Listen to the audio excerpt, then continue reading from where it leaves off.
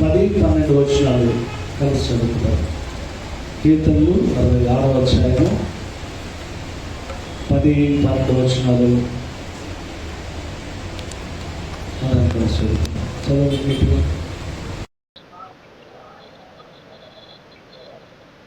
Proved us and tried us as silver is tried. For thou broughtest us into the net and laid affliction upon our lions. ప్రార్థన చేసుకున్నాం. ప్రేమ స్వరూపి, దయగల రక్షక, నీ బలలో ప్రవేశిస్తున్న మరొకసారి నీ జీవం కలిగిన మాటల చేత మరొకసారి మమ్మల్ని దర్శించి నాయన యోగ్యులుగా నీ బలలో పాలు మమ్మల్ని పుచ్చుకుంటే మరొకసారి సిద్ధపరచండి. ఆరాధనలో మీరుండి యథాస నిలబెట్టుకొని ఇచ్చిన వర్తమానం బట్టి స్తోత్రాలు. బిడ్డలు మేమందరం కూడా ఆత్మతో సత్యముతో ఆరాధించుటకై మీరు మా పట్ల చేసిన మహోపకారములు స్మరణకు తెచ్చుకొని స్తుతించుటకు ఇచ్చిన అవకాశం బట్టి స్తోత్రాలు. ప్రభువా, నీవు చేసిన ఉపకారమును మరొక మేము యోగ్యులముగా నీ సన్నిధిలో నిలబడి నేను యోగ్యముగా నీ బలలో పాలుపములు పుచ్చుకుంటకు సిద్ధపరచుమని నీ స్వరం వినిపించండి. మాకు వినిపించి మమ్మల్ని సరిచేసి ముందుకు నడిపించమని యేసు నామమున ప్రార్థిస్తున్నాము తండ్రి, ఆమేన్. ఈ కీర్తన అనానిమస్ సాము, ఇది ఎవరు రాశారో తెలీదు, కానీ ఇశ్రాయేలు ప్రజల్లో ఖచ్చితంగా బబులోను చెర అనుభవించిన వ్యక్తే రాసింటాడని దీని యొక్క కీర్తన చదివితే అర్థమవుతుంది. ఎందుకంటే ఈ కీర్తన చాలా భయంకరమైన పరిస్థితుల్లో వెళ్ళినట్లుగా, దేవుని చేత నలగగొట్టబడినట్లుగా కీర్తనకారుడు తను తాను వ్యక్తపరుస్తూ ఉన్నాడు. ఆయన అంటున్నాడు, దేవా నీవు మమ్మను పరిశీలించి ఉన్నావు, వెండిని నిర్మలము చేయ రీతిగా మమ్మను నిర్మలులను చేసి ఉన్నావు. మేము నిప్పులలోనూ నీళ్లలోనూ పడితిమి, కానీ ఇప్పుడు మళ్ళీ మమ్మల్ని ఎక్కడికి నడిపించినావు? ఎలాంటి ప్లేస్కి? సమృద్ధి గల చోటుకి నీవు నన్ను నడిపించినావు. నీ చేత మేము శ్రమ పట్టబడ్డాం, నువ్వు మమ్మల్ని కష్టపెట్టినట్లే ఉంది, కానీ ఆ కష్టంలో నువ్వు ఒక పని చేసినావు అని మాకు అర్థమవుతుంది. ఏంటది? నిప్పుల్లో పడేసినావు, నీళ్ళల్లో పడేసినావు, నలగగొట్టినావు మమ్మల్ని. ఎట్లా నలగొట్టినావు అంటే వెండిని నిర్మలము చేసినట్లు నువ్వు మమ్మల్ని నిర్మలము చేసినావు. వెండి నిర్మలం చేయాలంటే ఆడేయాలా? ఎక్కడ వేయాలా? నిప్పులో వేయాలా? అంతే కదా. బంగారం నిర్మలం చేయాలంటే ఎక్కడ వేయాలా? బంగారం శుద్ధి చేయాలంటే కంసాలి వాడు ఎక్కడ వేస్తాడు? గోల్డ్ స్మిత్ నిప్పులో వేస్తాడు. కీర్తనకారుడు కాల్చబడ్డాను అని చెప్తున్నాడు. ఏమంటున్నాడు? నేను నిప్పులో కాల్చబడ్డాను, నేను నలగగొట్టబడ్డాను. ఎవరి చేత? నీ చేత. ఎవరి చేత? నీ చేత. ఎందుకంటే నువ్వు నలగొట్టిన దాంట్లో అర్థం ఉంటుంది, నువ్వు కాల్చిన దాంట్లో అర్థం ఉంటుంది. బాధ అయితే ఉనింది, మంట అయితే ఉనింది నా జీవితంలో, కానీ ఆ మంటలో ఒక మేలు చేసినావు నాకు. ఆ మంట నాకు మేలు కలిగించింది, ఆ శ్రమ నాకు మేలు కలిగించింది. అందుకనే కీర్తన పేతురు రాస్తాడు కదా, అగ్ని లాంటి పరీక్షలు. మొదటి పేతురా, అగ్ని వంటి పరీక్షలు మీ మీదకి వచ్చినప్పుడు ఏదో వింత కలుగుతుంది, మీరు ఆశ్చర్యపడొద్దండి అంటాడు కదా. చూడండి, పేతురు మొదటి పేతురు 1:7 చూడండి. మొదటి పేతురు, నశించిపో సువర్ణము దేంట్లో? అగ్ని పరీక్షల వలన శుద్ధపరచబడుచున్నది కదా, దానికంటే అమూల్యమైన మీ విశ్వాసము. ఈ శోధన చేత తర్వాత మీకు అగ్ని లాంటి పరీక్షలు వచ్చినప్పుడు ఏదో వింత జరుగుతుంది, మీరు ఆశ్చర్యపడొద్దు అన్నట్టు. 3వ అధ్యాయమా?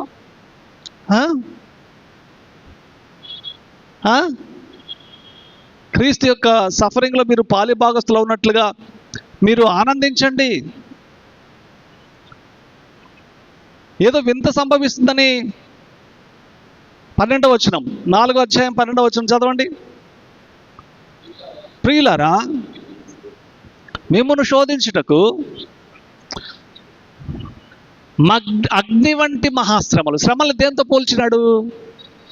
అగ్నితో పోల్చినాడు. దేవుడు అనుమతించేది అది కష్టమైన, దేవుడు అనుమతించేది అది శ్రమ అయినా, దేవుడు నీ జీవితంలో అనుమతించే బాధ అయినా, దేవుడు నీ జీవితంలో నిన్ను నలగొట్టబడే అనుభవం అనుమతించిన దాంట్లో నీకు మేలుంటుంది అనుకో. ఎందుకంటే ఆయన నిన్ను నలగొట్టుట నీకు క్షేమం.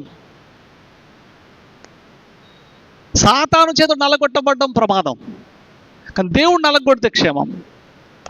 మనము ఎవరి చేతిలో పడితే మంచిది? కంసాలి వాడైన దేవుని చేతిలో పడితే మంచిది. కంసాలి వాడి చేతిలో బంగారం ఇస్తే వాడు ఏం చేస్తాడు? తీసుకుపోయి నేరుగా ఎక్కడ వేస్తాడు? నిప్పులో వేస్తాడు. వాడి ఆశ ఏంటి? కంసాలి వాని ఆశ, దీన్ని నేను ఈ రూపంలో చెక్కాలి, ఇంత చక్కని నెక్లెస్గా చేయాలి, లేదా ఇంత చక్కని బ్యాంగిల్గా చేయాలి, ఇంత చక్కని చెవులకు వేసుకునే ఇయర్ రింగ్గా చేయాలి. అలా చెయ్యాలంటే అలా చేయడానికి బెండ్ అయ్యేటువంటి స్వభావం దీనిలో ఉండాలి. అంత మాత్రం కాదు, అది చేసినప్పుడు దగదగ మెరవాలంటే దీనిలో ఉండే మస్టు తీసేయాలి. దీంట్లో ఉండే మస్టు పోవాలంటే దీన్ని తీసుకెళ్ళి ఎక్కడ వేయాలి? నిప్పులో వేయాలి.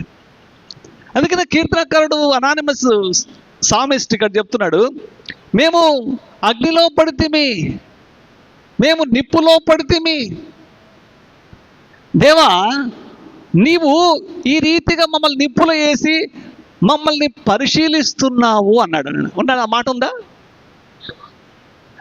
దేవా నీవు మమ్మల్ని పరిశీలించుచున్నావు, వెండిని నిర్మలము చేయు రీతిగా మమ్మను నిర్మలను చేసి ఉన్నావు. ఎప్పుడైతే దేవుని చేత మనం పరిశీలించబడతామో అప్పుడు మనం భాగ్యవంతులము. ఆయన మనల్ని ఎగ్జామిన్ చేస్తున్నాడంటే, వెన్ హీ టెస్ట్ యూ, ఆయన ఎప్పుడైతే నువ్వు పరీక్షిస్తాడో ఆ సమయంలో నువ్వు సంతోషించాలి కానీ బాధపడకూడదు.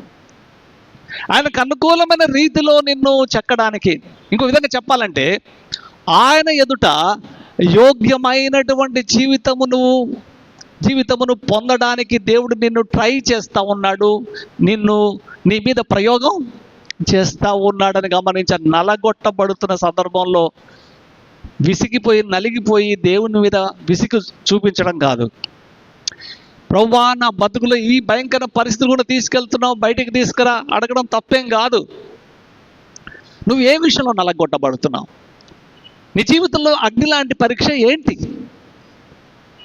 ఏ రీతిగా నువ్వు శ్రమల పాలవుతున్నావు? నువ్వు అనుభవిస్తున్న బాధ, ఆ బాధ వెనక్కున్నటువంటి దేవుని యొక్క ఉద్దేశం ఏంటి?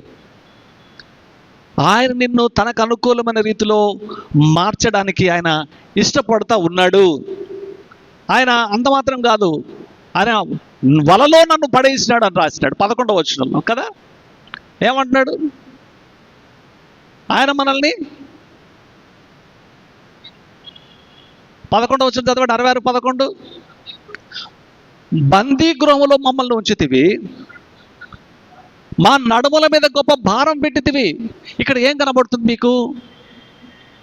ఈ సామిస్టు ఒకసారి తన పాస్ట్ను జ్ఞాపకం చేసుకుంటాడు, గతాన్ని. బందీ గృహము అంటే ఏంటిది? బబులోను చెర. బబులోను చెరను దేవుడు అనుమతించాడు. దేవుడు అనుమతించిన చెర అయినా అది నీకు మేలే. దేవుడు అనుమతించిన శ్రమ అయినా అది నీకు మేలే చేస్తుంది. దేవుడు అనుమతించిన పరీక్ష అది నీకు మేలే చేస్తుంది. దేవుడు పెట్టేటువంటి బాధ, దేవుని చేత బాధింపబడ్డం నువ్వు వలన అదృష్టవంతులం మనం. లోకం చేత బాధింపబడితే ప్రమాదం, సాతాను చేత బాధింపబడితే ప్రమాదం, మన పాపమును బట్టి బాధింపబడితే ప్రమాదం. కానీ శుద్ధీకరించబడిన తర్వాత, అంతే ఎఫెసీయులకు రాస్తూ 1వ అధ్యాయం 7వ వచనంలో ఆయన ఎందుకు మిమ్మల్ని నేను 2వ వచనం అనుకుంటా, ఆయన మమ్మల్ని యేసుక్రీస్తునందు ఆయన మనల్ని పరిచినాడు. అంతగా ఎందుకు పరిశుద్ధపరిచినాడు? పరిశుద్ధతలో కొనసాగుట కొరకు. ఇందాక మనం ఆరాధించినట్టున్నాం ఆ పదం కదా, పరిశుద్ధపరిచినాడని ఆరాధించినామా? ఆయన మనల్ని పరిశుద్ధపరిచినాడు. అయిపోయిందా ఒక్కసారికి?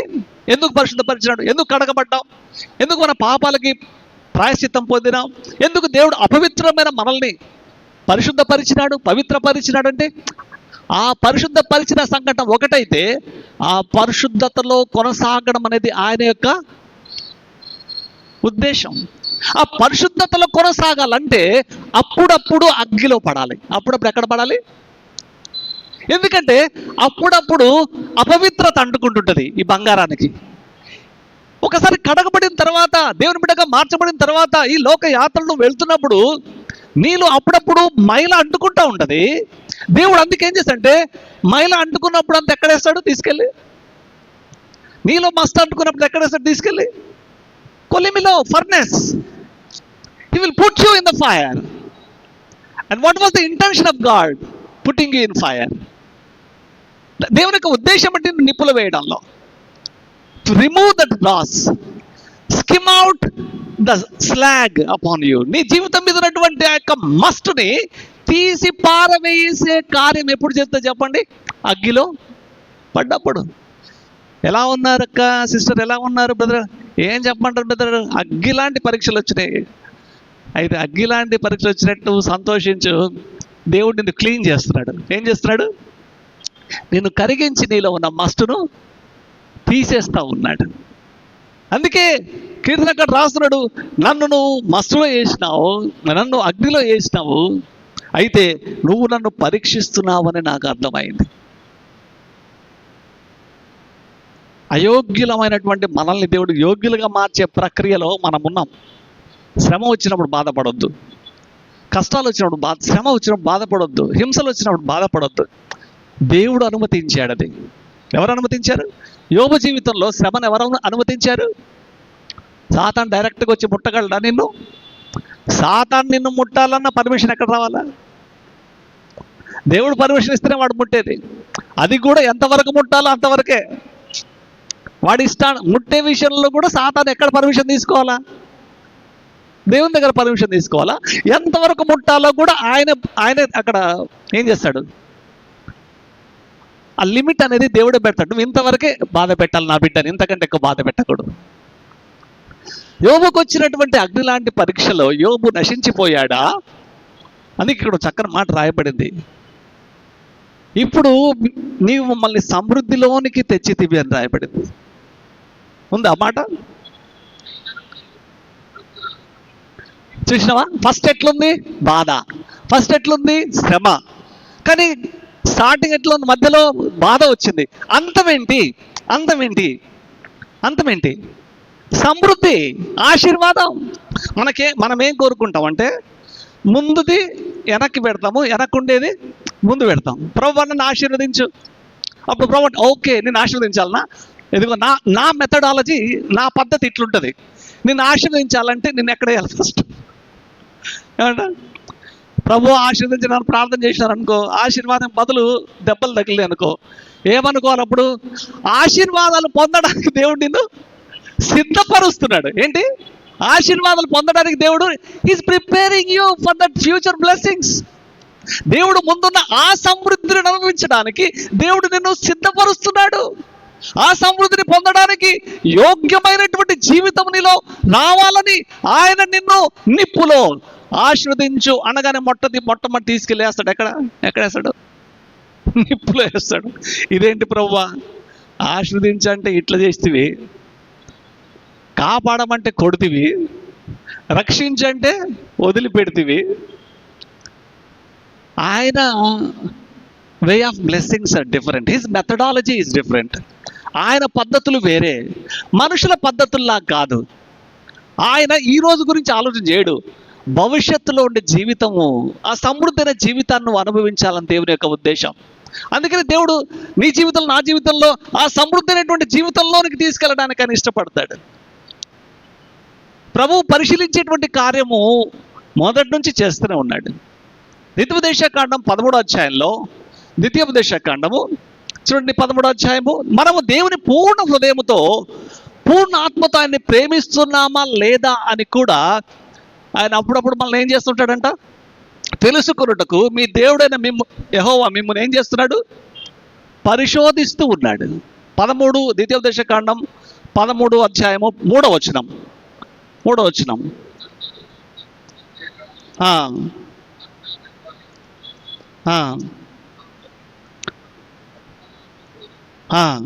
ఇతర యొక్క విగ్రహాలను సేవించకుండా నువ్వు ఎందుకు ఉండాలి?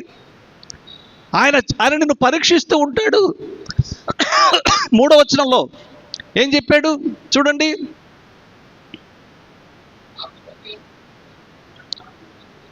అందుకే ఆ ప్రవక్తలు అంటే వాళ్ళు ఎవరు? ప్రవక్తలే, వాళ్ళు సేవకులే, వాళ్ళు నాయకులే.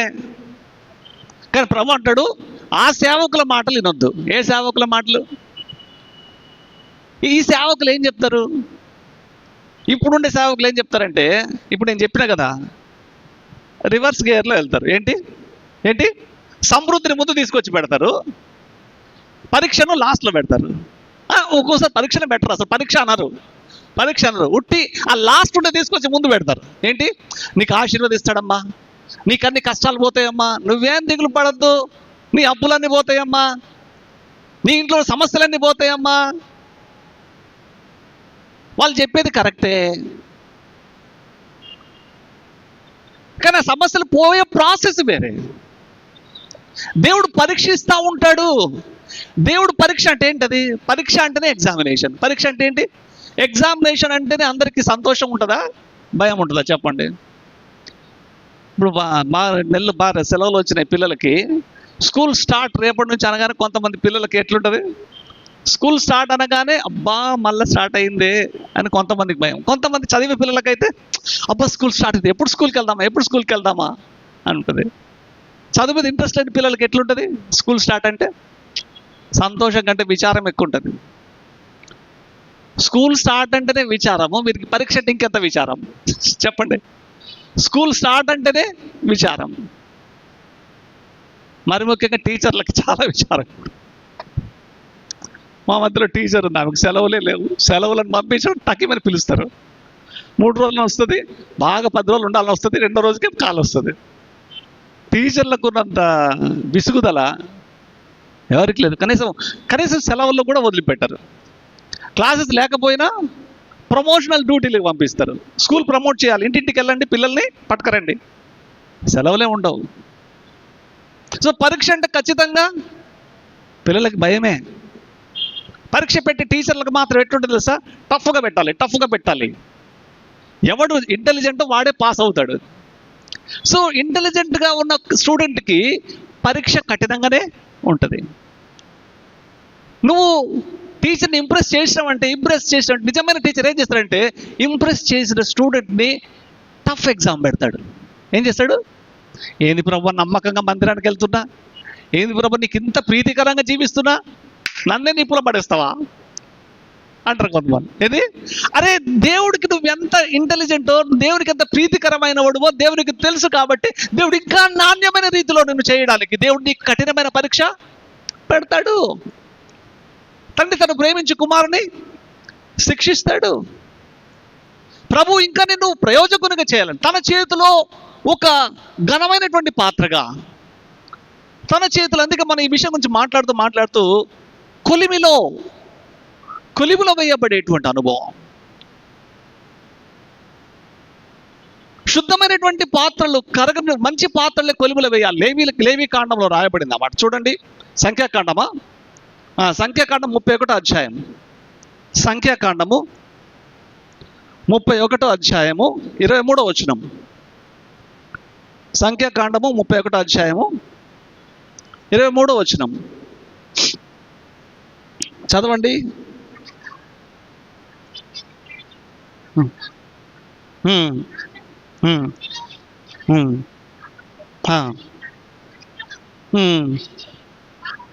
అంటే ఈ వస్తువులు ఎందుకు అగ్నిలో వేయాలి? ఈ వస్తువులు ఎక్కడివి?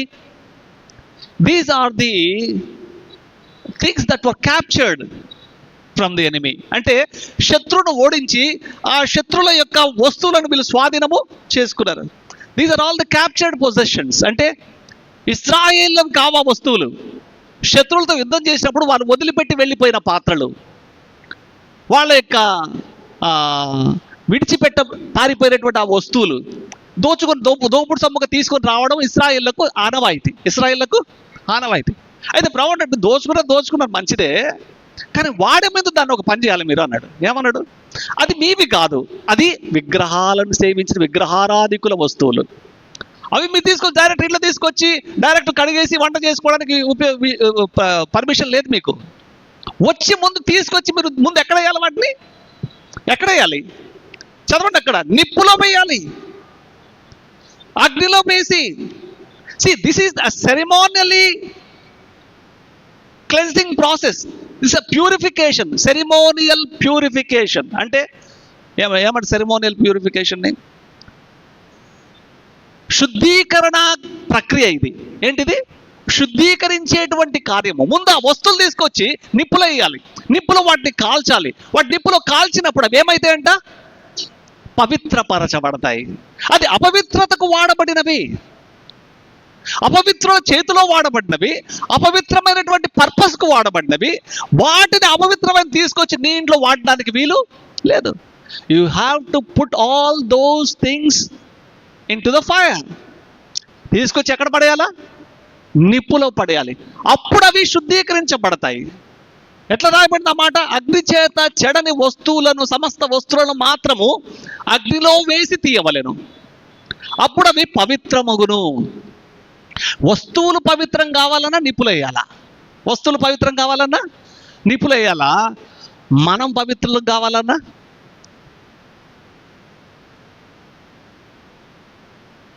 పొరపాటున ఇప్పుడు మనం ఇక్కడ ప్రభువా నన్ను నన్ను పరిశుద్ధిని చేయి, నన్ను శుద్ధిని చేయంటే ఓకే అంటాడు.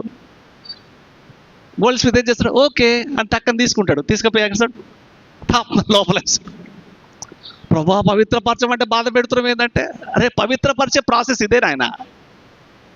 ఒకసారి కడగబడ్డాం,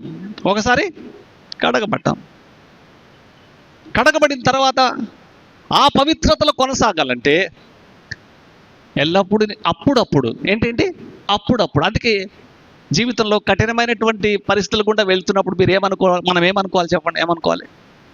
ఏంది ప్రభు ఈ కష్టాలు అనుకోవడం సహజమే. అది మామూలుగా ఫస్ట్ వచ్చే ఆలోచన అది. ఏంది ఈ కష్టాలు? దీనికి నమ్మకం నీకేమన్నా అన్యాయం చేసిన దావీదు కూడా అన్నాడు, హిజ్కియా కూడా అన్నాడు. చచ్చిపోతామంటే ఏమన్నాడు? నీ ఎదుట యథార్థంగా ఎట్లా ప్రవర్తించిన నీకు తెలుసు ప్రభువా. ఇప్పుడు అగ్ని లాంటి పరీక్ష వచ్చింది, చచ్చిపోతాం అన్నాడు. ఏం చేసి దేవుని సందులో ఏడ్చినాడు. ఏడిస్తే మళ్ళీ వెంటనే దేవుడు నిన్ను పరీక్షించేటువంటి సమయాలు, నిన్ను భయపెట్టే పరిస్థితులు ఎట్లా వస్తాయి? నీవు భయపడే పరిస్థితులు నువ్వు ఎదుర్కొంటున్నప్పుడు దేవుడు నిన్ను పరీక్షిస్తున్నాడు, నిన్ను శుద్ధి చేస్తున్నాడు, నీకు అనుకూలమైనటువంటి బిడ్డగా, నిర్దోషిగా మారుస్తున్నాడని ఎప్పుడు అనుకోవాలి. నన్ను ఎందుకు ఇబ్బంది పెడుతున్నావు ప్రభు అనుకోకూడదు. పాత నిబంధన గ్రంథంలో పవిత్రత ఎంత పవర్ఫుల్గా ఉందో మొదటి దినవృత్తాంతములు 13వ అధ్యాయంలో మనం చూస్తాం. దావీదు చక్కగా ఎడ్ల బండి మీద మందసం తీసుకొని వస్తూ ఉంటాడు. అది ఏ థ్రెషోల్డ్ దగ్గరికి వస్తుంది చూడండి. కల్లమా? 13వ అధ్యాయం 13వ అధ్యాయం చదవండి. మొదటి దినవృత్తాంతములు 13వ అధ్యాయము, మొదటి దినవృత్తాంతాలు 13వ అధ్యాయం 9వ వచనమా?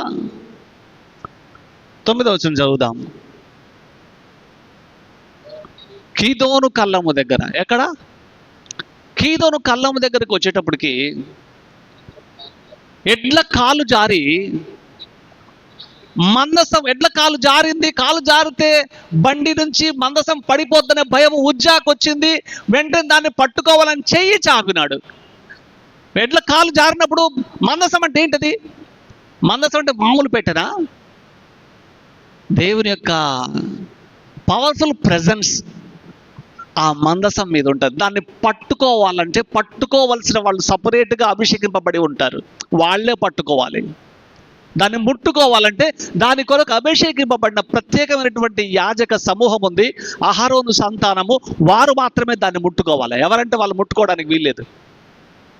వాళ్ళు ముట్టుకోవాలన్నా మళ్ళీ భయపడుకుంటూనే ముట్టుకుంటారు. ఏం పెద్ద సంతోషంతో ముట్టుకోరు. ఎందుకంటే ఎక్కడ తేడా ఉన్నా వాళ్ళైనా చచ్చిపోతారు. ఏం తేడా లేదు. పరిశుద్ధత విషయంలో కాంప్రమైజే లేదు దేవుడి దగ్గర. కానీ ఉజ్జ ఏం చేశాడు? దాన్ని పట్టుకోవాలని ప్రయత్నం చేశాడు. పట్టుకున్నాడా? చేయి చాపినాడా? చేయి చాపి ఆ యొక్క కీదోను కళ్ళము దగ్గరకు వచ్చేసరికి ఉజ్జ చదవండి.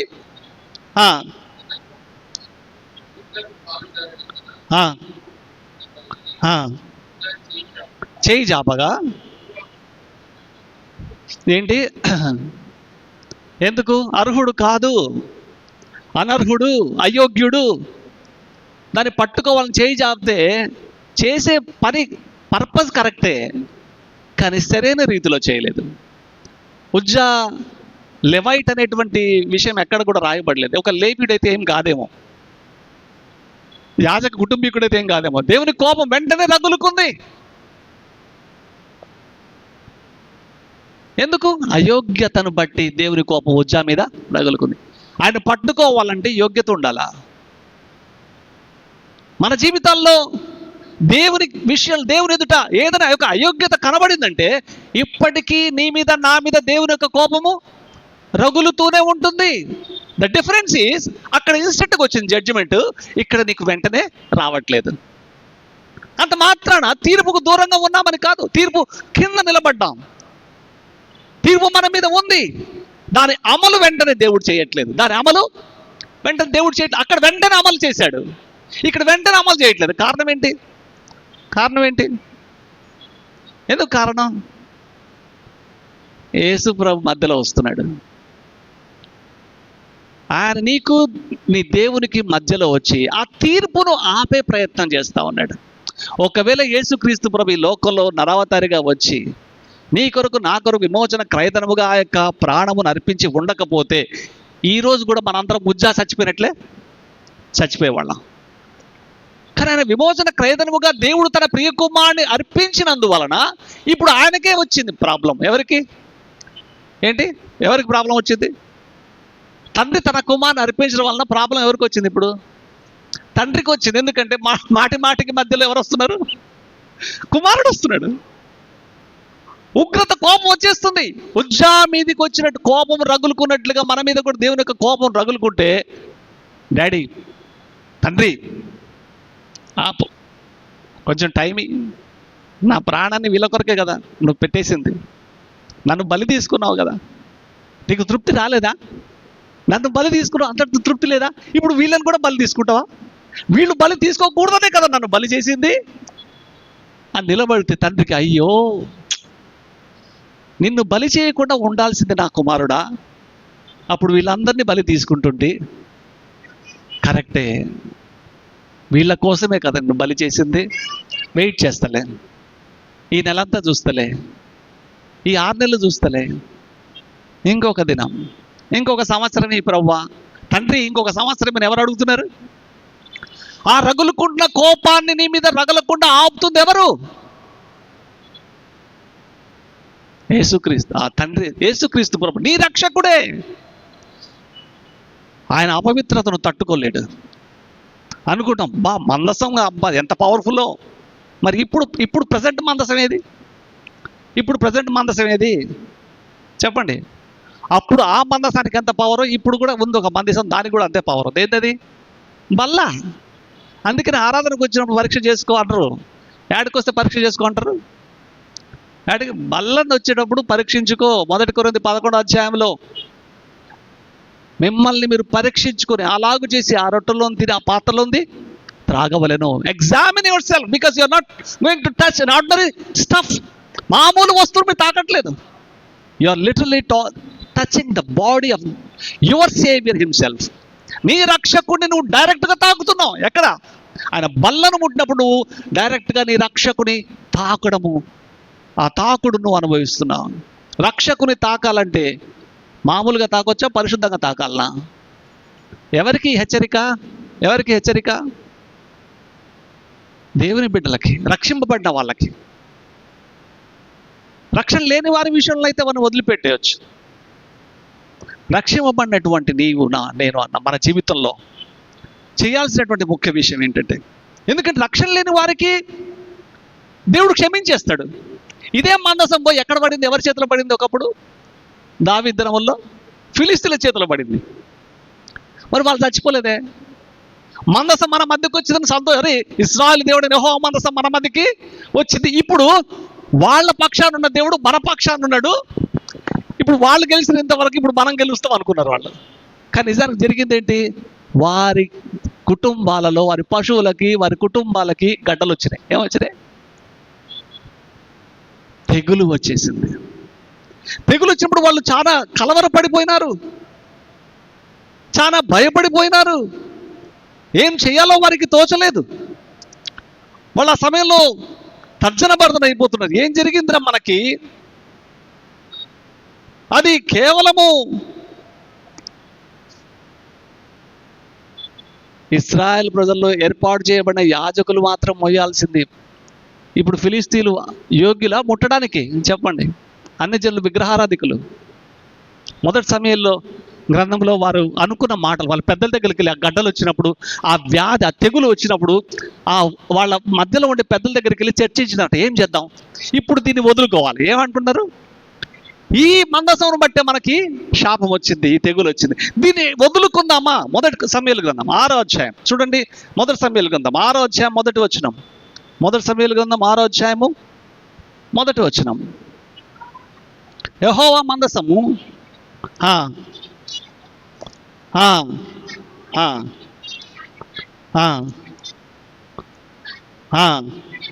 పిలువనంపించి యెహోవా మందసమును ఏం చేద్దాం? ఏం టైం కరెక్టేనా? అది మళ్ళీ మోసం చేస్తుంది. 12:20, అది 5:30 అవుతుంది. రాంగ్ టైం పెట్టడం మంచిదే ఒక్కోసారి. ఎవరన్నా సహోదరులు టైం చూడడానికి పోయినప్పుడు రాంగ్ టైం ఉంటుంది. కొంతమందికి మందిరంలో కూర్చోవడం అగ్ని లాంటి పరీక్షలా ఉంటుంది. ఎట్లుంటుంది? అగ్ని లాంటి పరీక్ష. ఏంటి ప్రభా ఇంతసేపు? మాకు బీపీలు షుగర్లు ఉన్నాయి, ఈ సేవకునికి మరి నీకు కనికరం లేదు, నీకు కనికరం లేదు, ఎప్పుడు ఈ శ్రమ నుంచి విడుదల అని టైం చూసుకుంటారు. బాగా గమనించండి, మీరు ఎప్పుడైతే టైం చూస్తారో ఆ రోజే లేట్ అవుతుంది. మీరు దేవుని వాక్యం మీద దృష్టి పెట్టారనుకో, టైంకి అయిపోతుంది. టైం చూస్తే లేట్ అవుతుంది. నీ కూర్చోవడమే శ్రమ అయితే అసలైన భయంకరమైన శ్రమ అక్కడ ఉంది. ఎవరి చేత కాల్చబడడం మేలు చెప్పండి? వాక్యము చేత కాల్చబడితే నీకు మేలు, దేవుని చేత కాల్చబడితే నీకు మేలు. దేవుని చేత, దేవుడు ఎవరు? He's a goldsmith. ఎవరైనా మామూలుగా ఇనుమును చేసే వాళ్ళని ఏమంటారు? Iron Smith. ఐరన్ స్మిత్ ఉండొచ్చు కదా. కమ్మరోడ్ అంటారు కదా. కమ్మరోళ్ళు అంటే గొడ్డళ్ళు, కత్తులు చేస్తారు కదా, వాళ్ళని కమ్మరోళ్ళు అంట. కంసాలి వాడు గోల్డ్ స్మిత్ అంటారు. అంటే గోల్డ్ చేసేవాడు, బంగారం చేసేవాడిని కంసాలి అంటారు. ఇత్తడి బిందెలు అవార్డు చేసే వాళ్ళని ఏమంటారు? ఐరన్ స్మితే ఉండొచ్చు. కమ్మరోడు. మన కమ్మరోడు ఎవరైతే అదృష్టవంతులు అని చెప్పండి. మన కంసాలి ఎవరి చేతిలో పడాలి? మన కంసాలైన దేవుని చేతిలో మనం పడితే మంచిది. మన కంసాలి మన ప్రభు అయితే మంచిది. మన కమ్మరోడు మన ప్రభు అయితే మంచిది. ఎందుకంటే ఆయన ప్రాణం తీసేవాడు కాదు, ప్రాణం పోసేవాడు. సో ఆయన చేత కాల్చబడితే మంచిది. ఎందుకంటే కంసాలి వాడు ఎప్పుడు కూడా బంగారాన్ని నాశనం చేయాలని కోరడు, బంగారాన్ని శుద్ధి చేయాలని కోరుతాడు. ఆ బంగారం విలువలేని బంగారానికి విలువ ఇవ్వడానికి ప్రయత్నం చేస్తాడు. అశుద్ధమైన బంగారమును శుద్ధ బంగారంగా, మేలిమి బంగారం. ఇందాక మనం చదివాం కదా, మొదటి పేతురు 1:7 శుద్ధమైనటువంటి సువర్ణము దేని చేత పరీక్షింపబడుతుంది? So where the gold is tested? In the furnace, in the fire. చదవండి 1:7, మొదటి పేతురు 1వ అధ్యాయము 7వ వచనం. నశించిపోవు సువర్ణము అగ్ని పరీక్ష వలన. ఎట్లా? ఏం పరీక్ష వలనమ్మా? ఇప్పుడు నీ జీవితంలో అగ్ని పరీక్ష వచ్చిందంటే అయ్యో బ్రవ్వ అంటావా, థ్యాంక్ యూ బ్రవ్వ అంటావా? చెప్పు. ఏమనాలి చెప్పండి? దేవుని చేత పరీక్షింపబడుతున్నప్పుడు థ్యాంక్ యూ జీసస్ అనాలా. ఎందుకంటే మనలో ఉండే మస్టును తీసే కార్యం ఆయన చేస్తున్నాడు. నీ జీవితంలో ఒకవేళ శ్రమను ఆయన అనుమతిస్తే, నువ్వు ఇప్పుడు వెళ్తున్నటువంటి ఆ యొక్క కఠినమైన బాటలోను దేవునికి నమ్మకంగా ఉన్నా నీకు కష్టం వచ్చింది అనుకో, దాని అర్థం ఏంటి? ఆయన నిన్ను ఆయనకి ఇష్టమైన యోగ్యమైనటువంటి మేలిమి బంగారుగా నిన్ను శుద్ధీకరించే కార్యము చేస్తున్నాడు. ఆయన నిన్ను పుటములో వేసినాడు, నిన్ను కాలుస్తున్నాడు, ఆయనకి ఇష్టడుగా చేస్తున్నాడు అని గుర్తించాలి. కంప్లైంట్ చేసే సమయం కాదు అది. ఏం సమయం అది? థ్యాంక్స్ చెప్పే సమయం. ప్రభువా నీకు స్తోత్రం నాయన. ఇంకో విధంగా చెప్పాలంటే నన్ను కాల్చు అనాలా. ఇంకా ఇంకా ఇంకా ఆత్మీయ పరిపక్వతకు వెళ్ళే వాళ్ళు ఏం చేస్తారు తెలుసా? వాళ్ళు ఏమైనా కొంచెం అయోగ్యం కలబడినా, ప్రభువా, దావీదేమన్నాడు, ప్రభువా నన్ను, నాలో ఉండే పాపం పోనట్లు నన్ను బాగుగా కడుగుము. ఇంకా కొంచెం లోతుగా పోవాలంటే ఏం చేయాలా? ఇంకా స్ట్రాంగ్ ప్రేయర్ ఏం చెప్పండి? కొన్నిసార్లు కడిగితే పోవు కొన్ని మరకలు కడిగితే పోవు, కొన్ని మరకలు కాలిస్తే పోతాయి, కొన్ని మొండి ఘటాలు ఉంటాయి. ఏంటి? ఉతికితే పోయే మరక వేరే ఉంటుంది.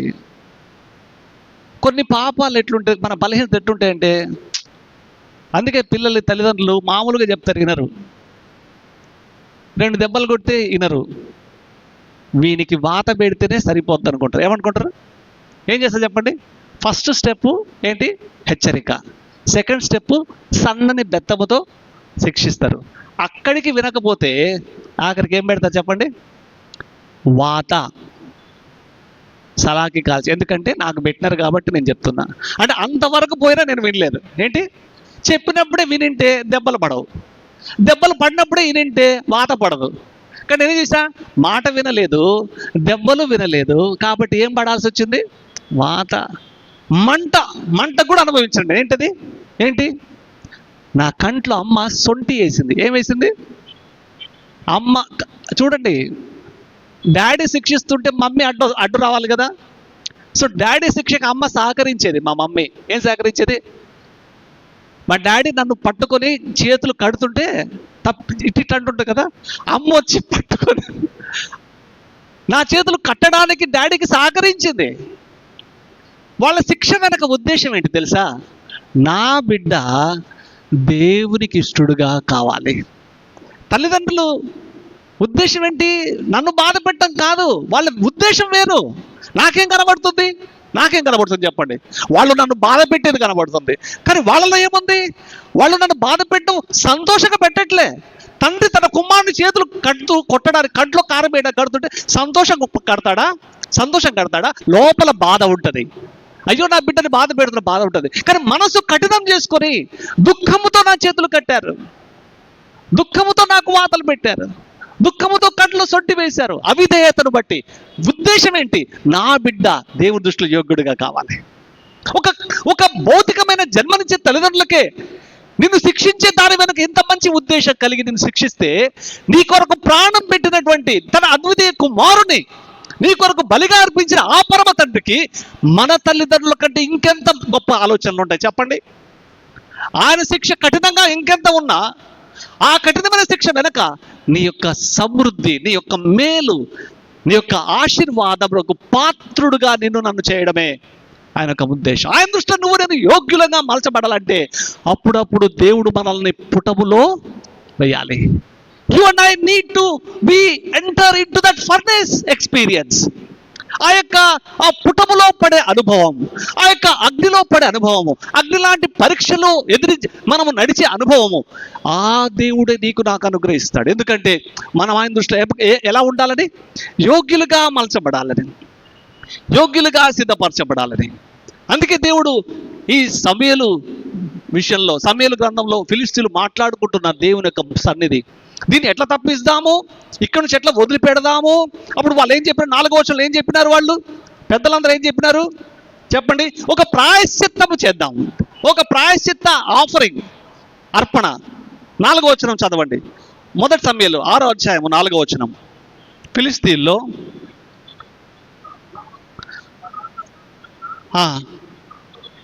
ఏంటి? అపరాధార్థమైన అర్పణ మనం చెల్లిద్దాము. ఎందుకంటే మనం ఎవరం అనుకున్నారు వాళ్ళు? అరే ఫిలిష్తీయులకు అర్థమైందండి మనం ఎవరము. ఆ మందసము అక్కడి నుంచి వదిలించుకోవాలంటే ఫిలిష్తీయులు ఏమనుకున్నారు తెలుసా? ఏమర్థం? ఫిలిష్తీయులు ఏమన్నారు? వాళ్ళు ఏం అర్పణం అన్నారు? అపరాధార్పణము. అంటే వాళ్ళు ఏం ఒప్పుకుంటున్నారు? ఆ మందసం ముందు ఏం ఒప్పుకుంటున్నారు? వాళ్ళు ఎవరని ఒప్పుకుంటున్నారు? మేము అపరాధులము అని ఒప్పుకుంటున్నారు. ఈ పని చేస్తుంది యూదులా, ఇశ్రాయేలీలా, ఫిలిష్తీయులా? చెప్పండి. అన్యజనులకు ఉన్నటువంటి భయము దేవుని మందిరానికి వస్తున్న మనకు ఉండదు ఒక్కొక్కసారి. అన్యజనుల్లో ఉన్నటువంటి గ్రహింపు మందిరానికి వచ్చి దేవుని ఆరాధించే మనలో ఉండదు ఒక్కొక్కసారి. మనము అపరాధులం అనేటువంటి విషయం మర్చిపోతాం. రక్షణ పొందాం, బాప్తిసం తీసుకున్నాం, అయిపోయింది, మనం పరిశుద్ధులం. దేవుడు పరిశుద్ధ పరిచాడు, ఒక్కసారి అయిపోయింది. కానీ పరిశుద్ధతలో కొనసాగడం చాలా ప్రాముఖ్యం. we have been sanctified, we are cleansed. మనం పరిశుద్ధపరచం, శుద్ధీకరించబడ్డాం. యేసుక్రీస్తు యొక్క అమూల్యమైన, నిష్కలంకమైన, దోషమైన రక్తము చేత మనం కడగబడ్డాము. And we're cleansed and we're purified, we're justified. మనం పరిశుద్ధపరచబడ్డాం, మనం నీతిమంతులుగా తీర్చబడ్డాం. ఇప్పుడు ముందుంది చెప్పండి, ఆ నీతిలో నడవడం ముఖ్యం, ఆ పరిశుద్ధతలో నడవడం ముఖ్యం. Once you're cleansed forever, once for all. ఒక్కసారి నువ్వు ఇంక నీతిమంతులుగా తీర్చబడలే. నీ నీతిని భూమి మీద ప్రాణం ఉన్నంత వరకు కాపాడుకోవాలి. నీ కడగబడిన ఆ యొక్క పరిశుద్ధతను నీ ప్రాణం ఉన్నంత వరకు కాపాడుకోవాలి. We need to preserve our holiness. ప్రభువును, నేను పరిశుద్ధుని కనుక మీరు పరిశుద్ధులుగా ఉండండి. కడిగేసినా, బాప్తిసం తీసుకున్నా, నన్ను నమ్మినారు, ఇక మీరు పరిశుద్ధులు అయిపోయినారు, ఇక మీరు భయపడదు లేదు. పరిశుద్ధతను కాపాడుకోవాలి. ఆ పరిశుద్ధతను కాపాడడానికి దేవుడు అప్పుడప్పుడు ఏం చేస్తాడు తెలుసా? మనల్ని నిప్పులో కాలుస్తూ ఉంటాడు. అప్పుడు ప్రభువా నీకు స్తోత్రం నాయనా, నా బలహీనతల నుంచి నన్ను విడిపించడానికి, మీ దృష్టిలో యోగ్యుడిగా మలచడానికి నన్ను కాలుస్తున్నందుకు నీకు స్తోత్రం. మనలో మస్ట్ సి, అందుకని పెద్ద పెద్ద స్టీల్ ప్లాంట్లలో పెద్ద పెద్ద బాయిలర్స్ ఉంటాయి, దాంట్లో ఐరన్ ఓర్ వేస్తారు. Iron ore, not real iron. అది మట్టి, మస్టు అంతా కలిపి మట్టిలో ఉండేటువంటి ఐరన్, ఆ ఓర్ని తీసుకొచ్చి దాంట్లో వేస్తే హై టెంపరేచర్లో అది కరిగి metal will melt and it will take a liquid form. ఎట్లయిపోద్ది? అది కరిగి నీళ్ళు అయిపోతుంది. ఐరన్ కరిగి నీళ్ళు అయిపోతుంది. నీళ్ళు అయినప్పుడు దానిపైన ఒక ఏమంటారు, ఫోమ్ లాగా వస్తుంది, బురుగులాగా వస్తుంది, దానిపైన తేలుతూ ఉంటుంది. అది ఇంప్యూరిటీస్ అనమాట. అవన్నీ కూడా మస్ట్. ఏమంటారు వాటిని? మస్ట్. ఆ బాయిలర్లో నుంచి ఏం చేస్తారంటే అక్కడ ఒక పెద్ద విశాలమైనటువంటి ఒక స్కాపుల్ అలా ఉంటుంది, దాన్ని తీసుకొని ఆ మస్టును తీసేస్తుంటారు. తీసేస్తూ ఉంటారు. ఆ పైన తేలిందంతా ఏంటంటే ఆ ఐరన్లో కలిసి ఉన్న మస్టు, మురికి, దాన్ని తీసేస్తూ ఉంటాడు. అది కరగకపోతే దాన్ని తీయలేరు. అది కరగకపోతే, ఆ హై టెంపరేచర్లో ఆ ఇనుము కరగకపోతే దాంట్లో ఉండే మస్ట్ పైన తెలదు. దేవుడు తన పుటములో ఆయన నిన్ను వేయకపోతే నీలో ఉండే మస్ట్ పైకి రాదు. అది తీసివేయబడ్డ అసాధ్యము. కానీ అందుకే అగ్ని లాంటి పరీక్షలు దేవుడు నీ జీవితంలో అనుమతించినప్పుడు సంతోషించు. దేవుడు నిన్ను శుద్ధ సువర్ణంగా మారుస్తున్నాడు. ఆ పైకి తీసివేయడానికి ఆ కాల్చబడే అనుభవం చాలా మంచిది. దేవుని యొక్క బలలో చేయేస్తున్న నా జీవితంలో దేవుడు మనల్ని కఠిన పరిస్థితులు కూడా తీసుకెళ్తున్నప్పుడు మనం బాధపడేదానికి బదులు సంతోషించాలి. ఎందుకంటే ఆయన నిన్ను శుద్ధునిగా చేస్తాడు, ఆయన నిన్ను యోగ్యునిగా నిన్ను చేస్తా ఉన్నాడు. యూదా రాజైన ఉజ్జా జీవితంలో సెకండ్ క్రానికల్స్ 26లో ఉందనుకుంటా. యూదా రాజు ఏం చేశాడు? యాజకుడు అర్పించాల్సిన అర్పణ తానే అర్పించడానికి ముందుకెళ్ళినాడు. యాజకునికి చాలా కోపం వచ్చింది, కేక వేసినాడు, నీకెంత ధైర్యం, యాజకులు చేయాల్సిన పని నువ్వు ఎందుకు చేస్తున్నావు? ఆ బలిపీఠ కొమ్మును అట్లా గట్టిగా పట్టుకున్నాడు, వదలకుండా. బయటికి వెళ్ళు. యాజకుడు ఎవరిని గద్దిస్తున్నాడు చెప్పండి? ఎవరిని గద్దిస్తున్నాడు? రాజును. రాజు చేయాల్సిన రాజు పని చేయాలా? యాజకుడు చేయాల్సిన పని యాజకుడు చేయాలా? కానీ రాజు వచ్చి నేను రాజును కదా ఏమైనా చేయొచ్చు చనిపోతే ఏమైంది? ఇదే పని ఎవరు చేసినారు చెప్పండి? సౌలు వచ్చే లోపల వెయిట్ చేయంటే 7 రోజులు కొంచెం లేట్ అయ్యిందంటే ఈయన తొందర ఏంటి, నేను రాజును కదా ఏమైనా చేయొచ్చు. అన్నిటికీ ఒక లిమిటేషన్ పెట్టాడు. ఏమైనా చేయగలం. ఏమైనా ఎవరు చేయగలరు? ఏదో పాట వచ్చింది ఈ మధ్య, ఏమైనా చేయగలవు, కథ మొత్తం మార్చగలవు, ఇంకా మహిమంతా తెచ్చుకొందువు, ఏమైనా చేయగలవు, కథ మొత్తం మార్చగలవు, నీ నామముకే మహిమంతా తెచ్చుకొందువు. యేసయ్యా యేసయ్యా, నీకే నీకే స్తోత్రము. ఏంటి? ఏమైనా చేయగలవాడు ఎవరు చెప్పండి? నేనా, యేసయ్యనా? ఆ ప్లేస్లో నేను అనుకుంటే ఏమైనా చేయగలేవాడు ఒక్కడే, ఆయన పేరేంటి? యేసయ్య. సౌలు ఏమనుకున్నాడు? యెహోవా కాదు, నేనేమైనా చేయగలను అనుకున్నాడు. ఏమైంది? సింహాసనము పోయింది. ఉజ్జా నేనేమైనా చేయగలను అనుకున్నాడు. తాను చేయడం తప్పని కాదు, కానీ తను అనర్హుడుగా చేసినాడు. ఏం చేశాడు? ఎట్లా చేసినాడు? అనర్హుడుగా, తాను చేయకూడని పని చేసినాడు. తాను చేసినందుకు ఏమైంది? కుష్టు రోగం కదా, లెప్రసీతో బయటకు వచ్చేసినాడు. ఉజ్జా తాను చేయకూడని పని చేయడానికి చేయి చాపినాడు. ఏమైంది? ఆయన కోపము రగులుకొని ఆ స్థలములోనే పడి చచ్చిపోయినాడు. ఆ స్థలానికి ఏం పేరు పెట్టారు? పేరేజ్ ఉజ్జా. పేరేజ్ అంటే ఏంటి? వినాశనము, డిస్ట్రక్షన్. ఎస్, దేవుని యొక్క బల్ల దగ్గర సమీపిస్తున్నప్పుడు ఏ మస్ట్తో మనం వస్తున్నాం, ఆ మస్ట్ నాలో ఉంది అని తెలిసిన తర్వాత కూడా భయపడకుండా దేవుని బల్ల చేస్తే ఏంటి కాన్సిక్వెన్స్? ఏంటి దాని యొక్క ప్రతిఫలం ఏంటి చెప్పండి? వినాశనం. పేరేజ్. పేరేజ్ అంటే ఏంటి? డిస్ట్రక్షన్. పేరేజ్ అంటే వినాశనం. అక్కడ ఉజ్జాకి వినాశనం వచ్చింది కాబట్టి పేరేజ్ ఉజ్జా అన్నారు. నీవు ఆ స్టేజ్లో ఉంటే ఇప్పుడు నీ పేరు పెట్టుకో. ఏం పెట్టుకో? నేను అయోగ్యుడిగా బల్ల చేస్తే ఇప్పుడు నాకేం పేరు పెట్టుకోవాలి? ఇప్పుడు నేను చెప్పండి, పేరేజ్ జోయల్ అని పెట్టుకోవాలి. ఎందుకంటే ఏంటి? వినాశనమునకు గురి అయిన జోయల్, వినాశనమునకు గురి అయిన ఉజ్జా. నీ జీవితంలో ఇంకేమైనా మస్ట్ ఉందా? ఉజ్జాలాగా ధైర్యంగా దేవుని బలం చేయడానికి ప్రయత్నం చేస్తున్నావా? వినాశనం ఎదురు చూస్తాం. అయితే నీకు ఇప్పటికీ కృపకాలం ఉంది. దేవుడు ఇప్పటికీ నీకు ఒక చాయిస్ అనేది ఇస్తున్నాడు, మరొక ఛాన్స్ అనేది ఇస్తున్నాడు. ఏంటంటే you can still purify your self. You can ask God to examine you. అందుకనే బల్ల దగ్గరకు వచ్చినప్పుడు 1 కొరింథీ 11 అధ్యాయం మనం చదువుతున్నాము 28వ వచనంలో, నిన్ను నీవు పరీక్షించుకో. మిమ్మల్ని మీరు పరీక్షించుకొని అలాగూ చేసి ఆ రొట్టెలో తిని ఆ పాత్రలో ఉంది త్రాగండి. Examine your self before you take part in the bread and wine. ఆ యొక్క బల్లలో, ఆ రొట్టెలో పాలు బొమ్మలు పుచ్చుకోక ముందు self examination is very important. ఆ సెల్ఫ్ ఎగ్జామినేషన్ చేసినప్పుడు నీలో ఉండేటువంటి ఆ స్లాగ్ ఏంటది? స్లాగ్, ఆ డ్రాస్ ఏంటది? మస్ట్. నీకు కనబడినప్పుడు ఏం చేసే? ప్రవ్వా కాల్చవా, ప్రవ్వా నన్ను పుటంలో వేయవా, నా మస్ట్ తీసేవా, నేను నీ వినాశనమునకు గురి అవటం నీకు ఇష్టం లేదు నాకు తెలియపరిచినావు. నన్ను కాల్చి నీ బలలో ప్రవేశింపచేయి, నన్ను కాల్చి యోగ్యునిగా చేయి, నన్ను కాల్చి నాలో ఉంటే మస్ట్ తీసేసేయి. Lord please remove that, skim away that slag, Lord, skim away that dross, Lord, skim away that dust from my body, from my mind and soul, cleanse me, wash me. ఇంకొక విధంగా చెప్పాలంటే put me in fire, నన్ను put me in furnace. ప్రభు నన్ను ఆ పుటములో వెయ్యి, నన్ను కాల్చు. ఎందుకంటే నువ్వు కాలుస్తే నాకు మేలు, నువ్వు కాలుస్తే నాకు మేలు. అంత్య దినముల్లో అగ్ని పరీక్షకు నేను నిలబడకూడదు. ఇప్పుడే కాల్చు ప్రభువా, అప్పుడు కాలేదానికంటే ఇప్పుడు కాల్చబడ్డమే నాకు క్షేమం. అప్పుడు కాల్చబడితే ఇక తప్పించేవాడు ఎవడు ఉండడు.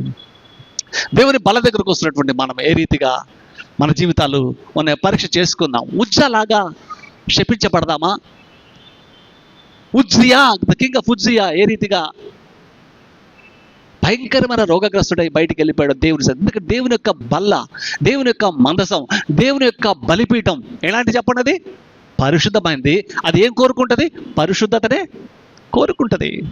దేవునికి ఆయాసకరమైన ఏదైనా నీ నా జీవితంలో ఉంటే దేవుని దగ్గర పరీక్షించుకొని యోగ్యముగా మలచబడి మనం దేవుని యొక్క బలలో ప్రవేశిస్తాం. మళ్ళా చివరిగా మలాకి 3వ అధ్యాయము 3వ వచనం చదువుదాం. మలాకి 3వ అధ్యాయము బబులోను చెరలో ఉన్నటువంటి వారికి దేవుడు ఇస్తున్నటువంటి హెచ్చరిక ఏంటంటే, ఆయన అంటున్నాడు, నేను వెంటనే శోధించి నిర్మలం చేయనట్లుగా కూర్చుని ఉండును, లేవీయుల నీతిని అనుసరించి యెహోవాకు నైవేద్యములు చేయునట్లు వెండి బంగారమును నిర్మలము చేయు రీతిన ఆయన వారిని నిర్మలులను చేయును. వెండి బంగారము నిర్మలము చేసినట్లుగా దేవుడు వారిని నిర్మలము. తన ప్రజల పట్ల దేవుడికున్నటువంటి మంచి ఆలోచన ఏంటంటే, ఇది ఇశ్రాయేలు ప్రజల గురించి మాట్లాడుతున్నాడు. ఏమని మాట్లాడుతున్నాడు? నేను మిమ్మల్ని ఏం చేస్తా? వెండి బంగారము నిర్మలము చేసినట్లుగా. అంటే దాని అర్థం ఏంటి? అప్పుడున్న స్టేటస్ ఏంటి? ఎందుకు ఆ మాట అనాల్సి వచ్చింది అంటే, వాళ్ళు వెండి బంగారములకు ఉన్న మస్టు అంటినట్లు వీళ్ళకి కూడా మస్టు అంటింది. వీళ్ళు పరిశుభ్రంగా లేరు, వీళ్ళకంతా మస్టు అంటిపోయింది, పాపం అంటుకొని ఉంది. అందుకే ప్రభు అంటాడు, పర్వాలేదులే, నేను మిమ్మల్ని ఎట్లా బాగు చేయాలో నాకు తెలుసు, మిమ్మల్ని ఎట్లా శుద్ధి చేయాలో నాకు తెలుసు. మిమ్మల్ని కాల్స్తే కానీ మీరు శుద్ధి కారు, కాబట్టి కాల్చడానికి నేను కొలిమిని సిద్ధపరిచిన, మిమ్మల్ని అందరినీ యెరూషలేములో జమ చేస్తా. అప్పుడు మిమ్మల్ని కాల్చడానికి ఒకరిని ఏర్పాటు చేసిన, ఎవరు? బబులోను రాజైన నెబుకద్నెజర్ వస్తాడు. మీరందరూ యెరూషలేములో ఉన్నప్పుడు మిమ్మల్ని అందరినీ బంధించి మొత్తం ధ్వంసం చేసి మిమ్మల్ని చెరలోకి తీసుకొని పోతాడు. అక్కడ మీరు 70 సంవత్సరాలు, ఒక్కరోజు 2 రోజులు కాల్చింది. 430 సంవత్సరాలు ఐగుప్తు చెరలో కాల్చబడ్డారు. అంతటితో విడుదల వచ్చింది కదా అని సంతోషించి దేవునికి ఇష్టలుగా ఉండకుండా మళ్ళా తప్పు చేసి మళ్ళీ 70 సంవత్సరాలు బబులోను చెరలోకి వెళ్ళిపోయారు. దేవుడు వెళ్ళి బబులోను చెర అనే కొలిమిలో వేసి 70 సంవత్సరాలు కాల్చినాడు. అప్పటికి కానీ వీళ్ళ బుర్ర వెళ్ళగలే. మేము తప్పు చేశామని అప్పుడు కానీ వీళ్ళకి అర్థము కాలే. దేవుడు మళ్ళీ వాళ్ళకి అర్థమైనప్పుడు కోరేషు రాజును లేపి, పారసీకపు రాజును లేపి మళ్ళీ విడుదల అనుగ్రహించి మళ్ళీ స్వదేశానికి తీసుకొని వచ్చి, అంటే దేవుడు 1 రోజు 2 రోజులు కాదు కాల్చింది. అందుకే అంటున్నాడు, వీళ్ళు ఇంకా చెరలోకి వెళ్ళలే. మలాకి ప్రవచిస్తున్నాడు, ఇక చెరలోకి వెళ్ళలే. మీ మస్టు నేను తీయడానికి తీర్మానం చేసుకున్నా. వెండిని బంగారమును ఏ విధంగా నిర్మలం చేస్తారో ఆ విధంగా నేను మిమ్మల్ని నేను నిర్మలము చేస్తా. దేవుడు మరొకసారి మనకు అవకాశం ఇస్తున్నాడు. ఆయన బలలో ప్రవేశిస్తున్న మనము ఏ మస్టుతో వచ్చినాము, ఏ బలహీనత మనకు అంటుకొని ఉంది, దేవుడు ఇష్టపడుతున్నాడు. మన కంసాలు ఏమంటాడు తెలుసా? నేను మిమ్మల్ని నిర్మలము చేస్తా, మిమ్మల్ని కడుగుతా, మీరు ఇష్టపడితే.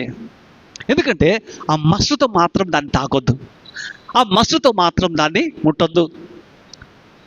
మీరు శుద్ధీకరించబడిన వారై మీరు దాంట్లో పాలు పంపులు పొందారు. ఉజ్జియా రాజుకు వచ్చిన శిక్ష మీకొద్దు.